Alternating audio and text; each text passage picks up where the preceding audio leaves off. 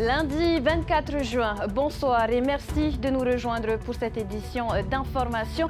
Tout de suite, les titres. Les conditions de détention à Noutania continuent de faire couler de l'encre. Un avocat a demandé au tribunal administratif de prononcer la fermeture du centre pénitentiaire à Fa'a. La décision doit être rendue demain.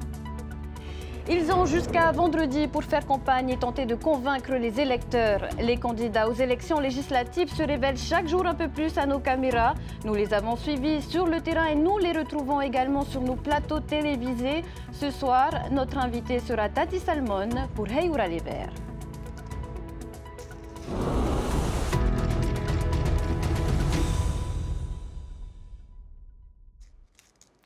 Quelle justice pour les détenus? Demain, le tribunal administratif rendra sa décision concernant une demande de fermeture du centre pénitentiaire de Noutania Fa'a. Une requête déposée en 2020 par Maître Song, examinée le mois dernier après un ping-pong entre différentes juridictions. L'argument principal du requérant, des conditions de détention indignes. Le reportage. Visiteur régulier du centre pénitentiaire de Noutania, Maître Arcus Usong est soutenu par l'ordre des avocats dans sa quête de justice pour les prisonniers. Il a demandé au tribunal administratif la fermeture de la prison de Fa'a, réputée pour sa surpopulation carcérale et ses difficiles conditions de détention. Sa requête s'appuie sur divers arguments, comme l'explique son collaborateur. Les premiers, c'est sur le serment de l'avocat. Et dans ces 5 valeurs, 3 sont reprises. La dignité, la conscience et l'humanité. La dignité, c'est les conditions de détention. La conscience, c'est le fait de voir une situation difficile et ne pas l'accepter quelque part. Et l'humanité, c'est de l'altruisme, de la compassion par rapport aux personnes emprisonnées. Outre le serment d'avocat, le professionnel du droit cite également la Convention européenne des droits de l'homme. En 2020, justement, la Cour européenne des droits de l'homme condamnait la France pour les conditions dégradantes de détention dans plusieurs prisons, dont celle de Noutania. 3 articles sont développés. Il y a l'article 3, le 8 et le 13. Le 3, c'est l'interdiction du traitement inhumain et dégradant. Le 8, c'est le droit à une vie privée et familiale. Et le 13, le droit à un recours effectif. Au sein de la prison de Noutania, donc le personnel, pour essayer de compenser ces conditions, qu'est-ce qu'ils font? Ce que j'ai vu dans les rapports, ils essayent d'arrondir un peu les angles, d'aider la situation pour pas qu'elle ne dégénère, et ça je le comprends tout à fait, c'est tout à leur honneur.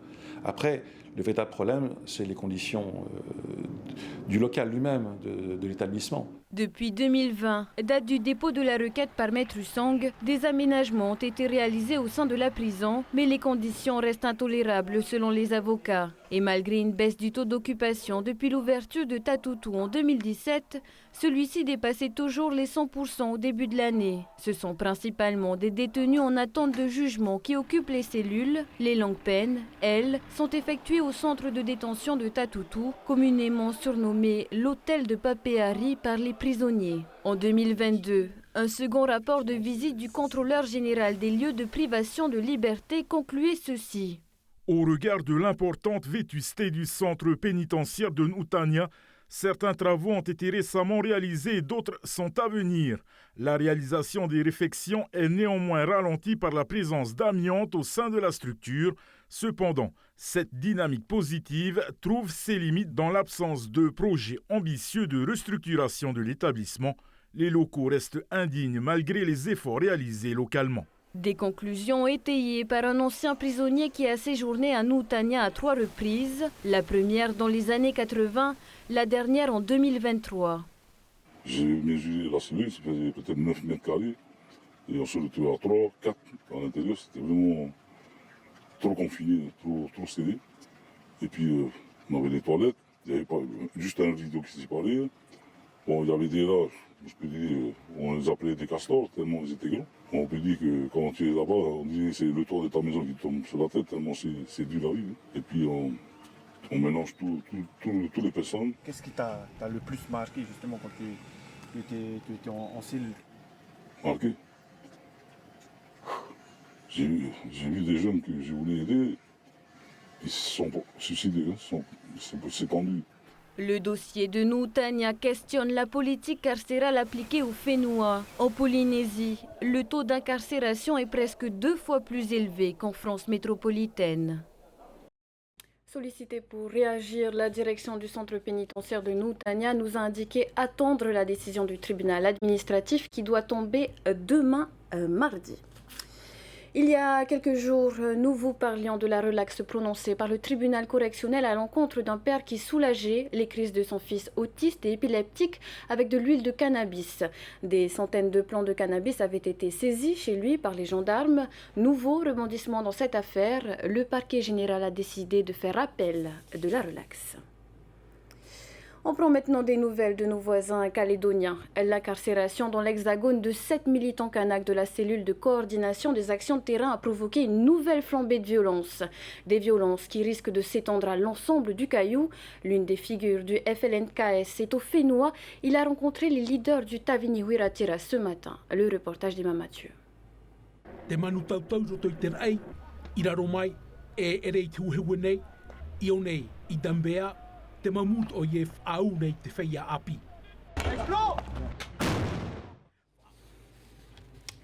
Nous excuses pour ce léger incident technique. On retrouvera ce reportage plus tard. On ouvre à présent notre page spéciale élections législatives.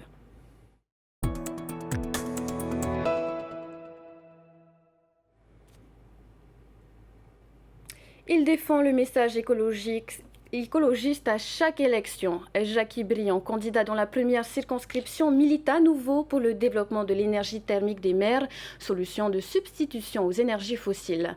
Un message qu'il a partagé à Esther Parocordette lors d'une rencontre dans la zone de Motuuta à Papeete. Il défend depuis 27 ans l'écologie politique comme unique choix de société soutenable. Devant les cuves de gaz et de carburant de Motuuta, Jackie Briand appelle une nouvelle fois à accompagner la transition énergétique pour sortir des énergies fossiles. Est-ce que c'est encore soutenable d'être aussi dans la précarité à importer 22 milliards tous les ans de carburant pour faire tourner notre économie?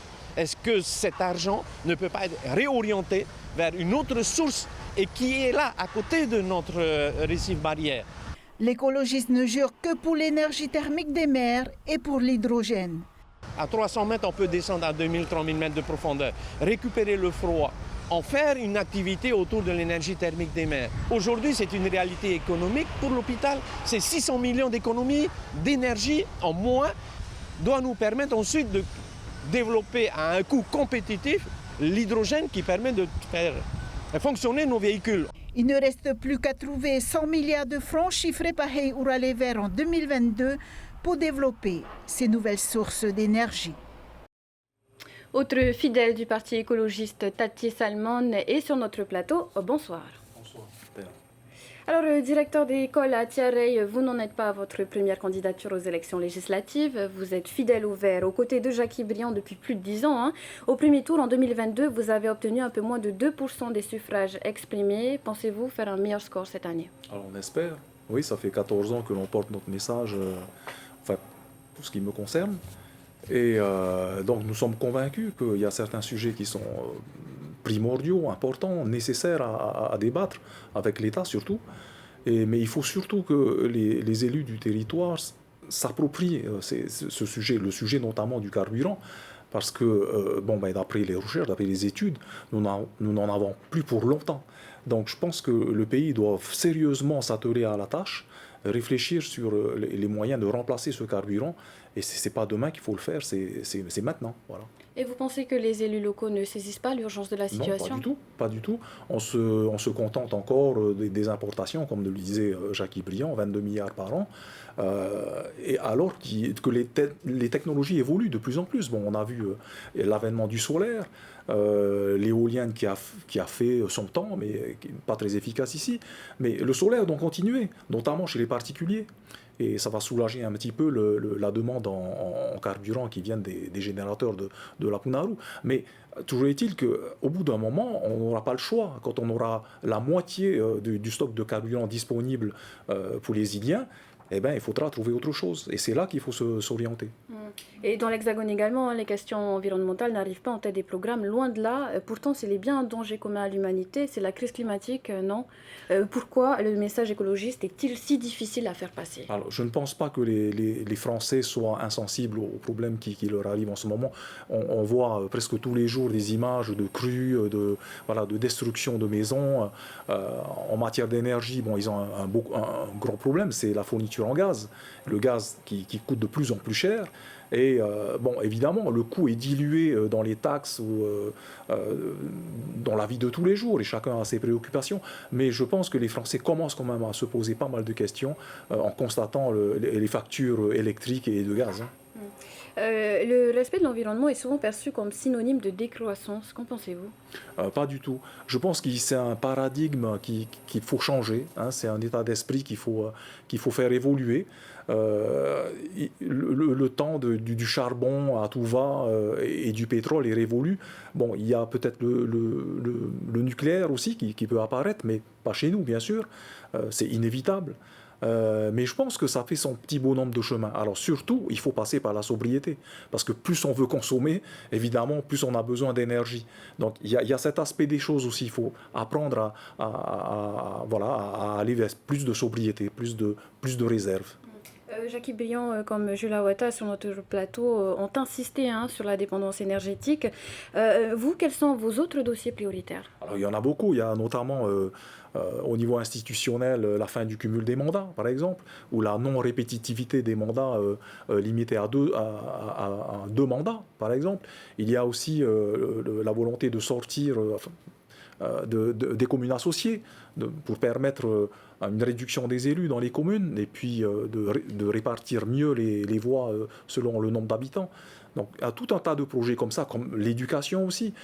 Nous avons demandé aux dernières élections la mise en place d'une université de la mer, véritablement, parce que nous sommes entourés d'eau et nous avons besoin de former nos jeunes et par là même établir des liens de coopération avec les autres États du Pacifique. Et là, ça ne peut se faire qu'en passant par l'Assemblée nationale qui vote des lois et qui donne la marche à suivre, on va dire. Vous parlez du cumul des mandats. Plusieurs candidats aux législatives pourraient cumuler les mandats s'ils étaient élus. Pensez-vous qu'ils doivent s'engager à ne pas le faire? Je pense. Oui, c'est mon avis. Je pense que quand on s'engage sur un mandat, sur une profession de foi, une action, eh ben, on doit laisser le reste aux autres. Voilà. On doit se concentrer sur une seule et unique. Une dernière question, Tadi Salman. Comment s'est passée votre campagne? Avez-vous le temps et même les moyens de parcourir les îles, par exemple? Alors, non, nous sommes un petit parti, on a les moyens que l'on a, et on n'a pas beaucoup non plus, on n'est pas allé souvent dans les quartiers, mais je pense que grâce à vos moyens, les médias ont fait leur travail, et en 2 semaines, je pense que le public nous a beaucoup vus, bien sûr nous et les autres partis, et je pense que ça suffit. Voilà. Et peuvent également vous le trouver sur les réseaux sociaux. Bien sûr. Merci Tadi Salman pour ces éléments de réponse. Merci. Et au lendemain de la présentation du programme du Rassemblement national à Paris, nos journalistes ont recueilli la réaction du candidat local dans la 2e circonscription Toutou-Tétouanoui. Est-il pour ou contre le vouvoiement dans les écoles, par exemple? Réponse avec Valentine Vassel et Jessica Doucet. C'est à Paéa que Toutou-Tétouanoui a fait du porte-à-porte et a distribué sa profession de foi ce matin. Entre 2 rencontres, le représentant du Rassemblement national a réagi aux mesures évoquées par Jordan Bardella concernant l'éducation, notamment la généralisation du port de l'uniforme, l'interdiction du téléphone en classe et enfin l'instauration du vouvoiement dans les écoles, une règle difficilement applicable aux Fénois et un sujet qui a particulièrement retenu son attention. On vit quand même dans une île où tout le monde se connaît, où il y a cet amour, cette proximité, etc. À ce niveau-là, je pense qu'on va garder comme notre tutoiement. Je porte un nom qui s'appelle Toutou Sécurité UTU. On va garder notre tutoiement. À l'instar des représentants du Rassemblement national dans l'Hexagone, Toutou-Tétouanoui soutient un retour à l'autorité dans les écoles. Être enseignant aujourd'hui et avoir, je justement cette interrogation de savoir est-ce que je vais ramasser un coup de couteau ou alors si je dis un mot en tant qu'éducateur, un mot déplacé et les dangers qui risquent d'y avoir, des dérapages, je pense que quelque part il faut mettre l'autorité là où il faut. Le candidat RN est également revenu sur les autres sujets qui lui tiennent à cœur, comme l'indemnisation des victimes des essais nucléaires ou la création d'emplois. Pour cet habitant de la côte ouest, les contraintes de circulation et d'accès à la ville pour les habitants des communes les plus isolées restent la priorité. Le premier projet, c'est la route traversière entre Papeete et Taravo pour désenclaver et qui va rendre la vie des gens un peu plus agréable que de passer des heures et des heures dans la voiture et c'est de l'énergie perdue. D'autres projets pour les îles, c'est de leur mettre à disposition quelque chose qui leur permettra de développer l'agriculture, la pêche et la santé. Donc c'est de leur amener une énergie permettant de produire de l'eau, le surplus de l'eau transformée en hydrogène pour que puisse leur assurer de naviguer entre îles et îles. Voilà. À 4 jours du premier tour des élections législatives, il est d'autant plus essentiel pour chaque candidat de convaincre un maximum d'électeurs et les tournées dans les quartiers se multiplient. Et ce soir, TNTV vous propose le second débat télévisé avant ces élections législatives en tahitien puis en français. Nos journalistes recevront les candidats dans la deuxième circonscription. C'est tout de suite après ce journal. Et on referme ainsi notre page spéciale.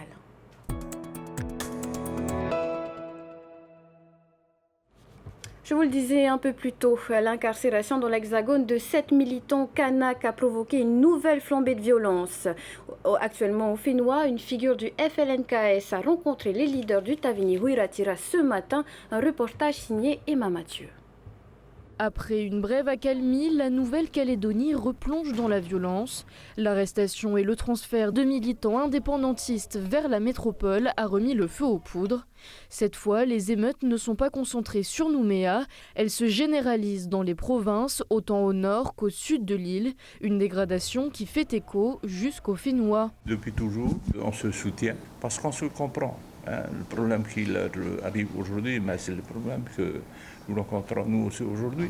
Notre rôle à nous, c'est d'abord de faire savoir au gouvernement français que nous sommes solidaires avec le peuple kanak. Ce matin, le Tavini Huiratira a reçu Michael Forest, le secrétaire permanent pour les relations extérieures du FLNKS, également ministre de la Culture en Calédonie. En transit au Fénois pour regagner son île, il était aux Nations Unies il y a quelques jours. Donc nous sommes aussi là pour ça, pour réaffirmer ce qu'on a dit sur New York et ce que New York a entendu aussi, parce qu'ils ont voté vendredi une résolution qui réaffirme l'accord de Nouméa jusqu'à son terme. D'une part, et puis d'autre part, de pouvoir utiliser ces différents leviers régionaux et internationaux pour sensibiliser sur notre situation, pour dénoncer aussi le fait que nos militants ont été déportés sur la France dans plusieurs prisons de France.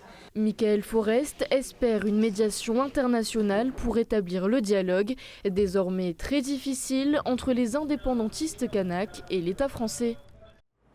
Voilà pour l'actualité chez nos voisins calédoniens. De la culture avant de se quitter, décalé d'une journée en raison des intempéries, le gala du Conservatoire de Polynésie s'est déroulé hier soir à Toata.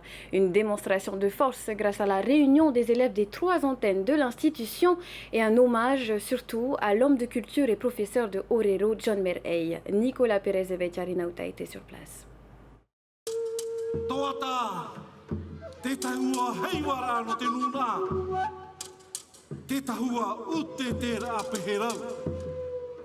Te tahua harurua pahu. Des paroles fédératrices de John Merey, grand maître du Orero, écrites quelque temps avant son décès en décembre dernier. Déclamées par Wallace, un de ses disciples, qui incarne pour l'occasion le Rauti Fénois du Conservatoire. Le Rauti Fénois déclame l'attitude guerrière du Polynésien, pas à travers un haka, parce que les hakas ça appartient aux Maoris, aux Hawaïens, mais nous le Rauti Fénois, c'est une façon guerrière pour les élèves du Faruparo et surtout de passer un message à nos Polynésiens, notre peuple maori, qu'il faut aimer sa terre. Cet exercice oratoire, Wallace le partage sur scène, dans l'émotion, avec 3 autres adeptes de la discipline. J'avais les larmes aux yeux lorsque j'ai commencé, mais il était là, son esprit était là, ce qui était important aussi pour nous, tous les enfants et les artistes de Farou Paro.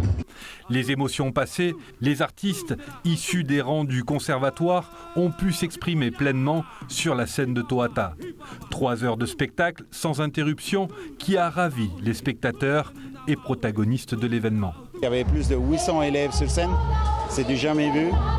Et on a une petite pensée pour John. Je pense que s'il était là, il aurait été très fier. Hier soir, le Conservatoire artistique de Polynésie a une nouvelle fois réaffirmé son importance dans la formation des arts traditionnels. Un événement qui fait rayonner la culture polynésienne. C'est ainsi que s'achève cette édition d'information. Merci de l'avoir suivi. Dans un instant, retrouvez vos débats sur les élections en tahitien puis en français, suivi de votre magazine To'uwhenua To'uora. Demain matin, il faudra se lever avant 6h pour suivre en direct TV le dernier match de poule de la France. Et on enchaînera à 9h avec Angleterre-Slovénie en direct toujours sur TNTV. Restez avec nous et passez une excellente soirée. À demain. Retrouvez ce journal en replay sur notre site internet et notre application mobile TNTV.